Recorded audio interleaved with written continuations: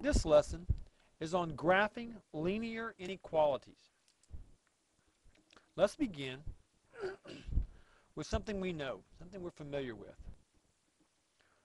Y is equal to mx plus b. We know this. This is slope-intercept formula. The m is your slope, the b is your y-intercept. Now, when this is called a linear equation, when we call it linear inequalities, here's what we're doing. We're taking this equal sign and we're changing it to either less than, greater than, less than or equal to, greater than or equal to. Now, how does that affect our graph? Well, the only effect it has is doesn't affect how we graph it, except that our line is either dashed or solid, and we have shading now, either above or below the line. And I'll show you how that works. First of all, let's look at a problem. Let's say that we have y is equal to 1/2 x minus 1. Okay, what this says is that the y-intercept is -1, so we put a dot here, and then we rise 1, run 2. Go up 1 over 2, up 1 over 2, up 1 over 2, down 1 over 2, down 1 over 2, down 1 over 2. Okay, there's our line. All right. And the line would look something like that right there. Okay. Now, what would happen to this line if instead of having an equal sign or a linear equation, we had a linear inequality, like y is less than or equal to 1/2 x minus 1. All right, let's begin. The only difference here is that, first of all, we look at the inequality and we say it's equal to. What that means is that our line will be solid, and we do have a solid line here. So an equal to, if it has a line below it, means that we have a solid line. Okay? Now, y is less than, so we need to think about this.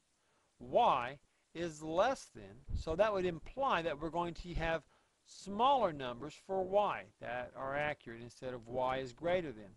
So this would imply that we would choose values below the line. Like down here. Ooh, that's all colored in.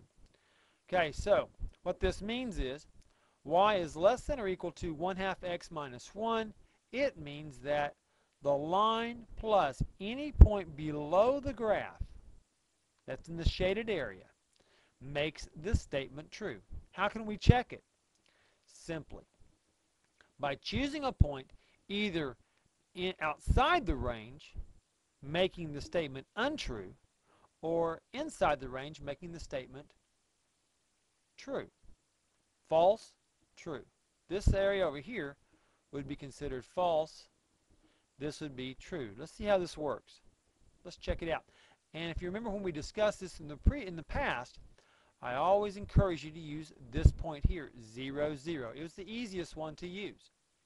All right, here's what we do. In the place of y, we put a 0. In the place of x, we put a 0. All right, let's solve it. 1/2 parentheses minus 1. 1/2 times 0 is 0. Minus 1 is minus 1. Is 0 less than or equal to a -1? Nope. 0 is greater than -1, not less than -1. So this is a false statement, meaning that it should not be in the shaded area. And guess what? We didn't shade it. So now if we chose a point down here in this shaded area, let's try this point here, -2 I'm sorry, that would be, let's not use that point. Let's use this point here. This one is, let's see, 1, -1. Okay? Okay, we're going to put -1 in the place of y and 1 in the place of x. Alright, now let's multiply it. 1/2 times 1, that would be 1/2. Minus 1 would be a -1/2. And so -1 is less than or equal to -1/2. -1 is less than or equal to -1/2. That is a true statement, because less than, if you were going to create a number line here, if you put -1 here, whoa, craziness here. Hold on just a minute. Okay, if you're going to put a -1 here and put 0 right there, your -1/2 would fall in between -1 and 0. So -1 is less than -1/2. So that is a true statement.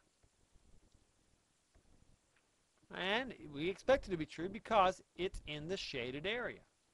Okay. Now, let's clear all this stuff away. Now, what if we made this greater than? Y is greater than 1/2 x minus 1. Okay, first of all, let's look at the line. The line would go from a solid line, like it is right now, to a dashed line, like it is now. That's one change because it's not equal to. The other change is this, that because y is greater than, that implies that we would shade above the line up here.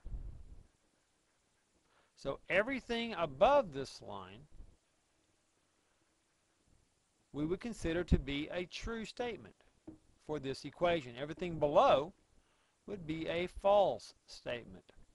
Now, if you remember, I had asked you to check this by using origin, 0, 0. So let's do that.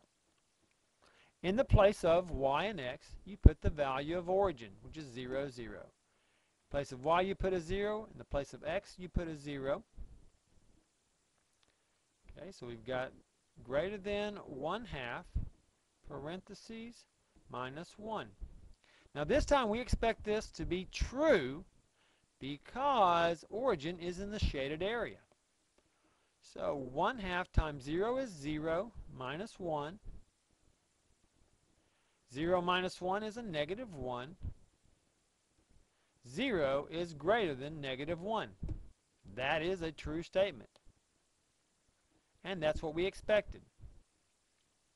Alright, now that you've been explained how to graph these things, let me give you some tips now. When you have the equation written in slope-intercept form like this, where y is, and then the inequality, let me give you some tips. Let me clear this off and I will give you those tips real quick. Okay, here's the tips. Y is greater than, you will shade above,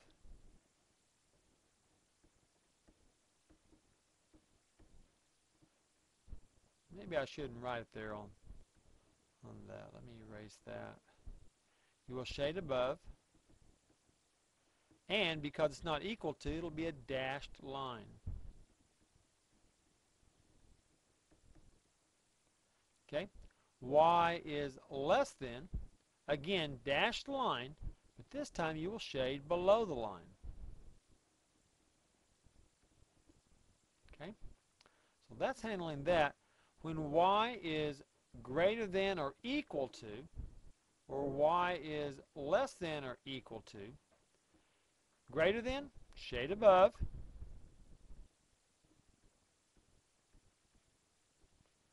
but this time because it's equal to, you will have a solid line. And this one is because it's less than, you will shade below. And it's equal to, so it'll be a solid line also. Now, this little tip doesn't have to be remembered so long as you always check your answer. And remember, if your answer comes out to be false, it should be in the area that's not shaded. If your answer comes out to be a true statement, then it should be in the area that is shaded. And remember, I always remind you, use origin for your point and decide, is that in the shaded area, a true statement, or is it in the non-shaded area, a false statement? And check your answer. That way you don't make a mistake. All right, that concludes our discussion on graphing linear inequalities.